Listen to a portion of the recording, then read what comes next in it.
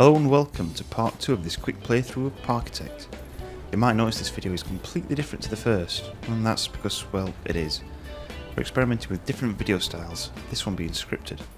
Please let us know in the comment section down below what your thoughts are on this. Now with that out of the way, I'm going to start by looking into why I struggled to keep guests happy last time. And for a quick Google search, I found it's a good idea to keep staff out of sight, which means the food courts I previously built, well, they need to be adjusted. So after getting alone, messing about for about 10 minutes, this is what I've come up with. A depot connected to the backs of the buildings hidden by tall fencing. Unfortunately, I can't block off the area here completely, but if I'd made the area a bit bigger, I could have used a staff tunnel for complete immersion. Now that I'm happy that the guests are happy in this part of the park, I'll copy the design over to the food court near the entrance. The space I've given myself to work here is a bit more restricting, but I should be able to squeeze in everything I need. This has been sped up by about 800%, otherwise we'd be here all day. And that's another reason for the change in video style. We noticed that they were getting too long and drawn out. Doing them this way should streamline them. I don't yet realise how much of an impact this trash collector is having on the guests' happiness. I do correct that later, but for now I think I'll focus on expanding the park with a few more rides. Initially I'm thinking this area here would be ideal for the Enterprise, but doesn't quite fit. However, it will fit nicely alongside the tourbillon that I built last time. But we're still 1700 guests away from our goal.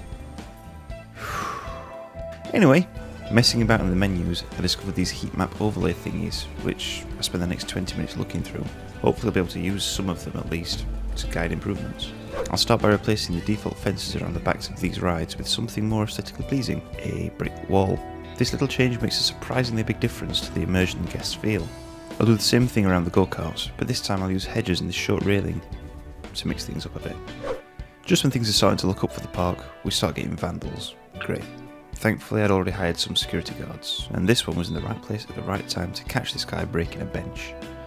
Looks like I'll now need to keep an eye out for more vandals using this overlay that shows me where broken scenery items are. Although it doesn't show me where the vandals are, I can see where they've been at least. Let's now throw caution to the wind and build another expensive ride. This time I'm going for a power surge, which thankfully fits perfectly in this space.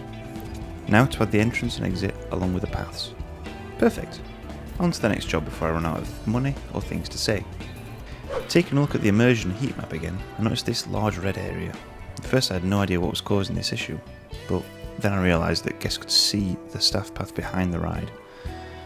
Simply placing a fence here fixed the issue, and I've already gone ahead and made a few minor changes across the park where there were larger red areas.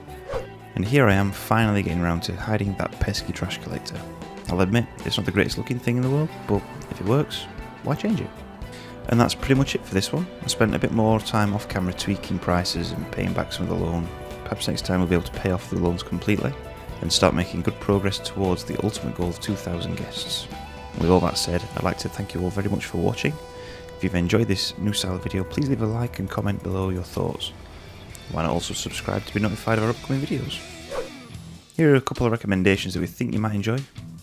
Once again, thanks for watching and we'll see you next time.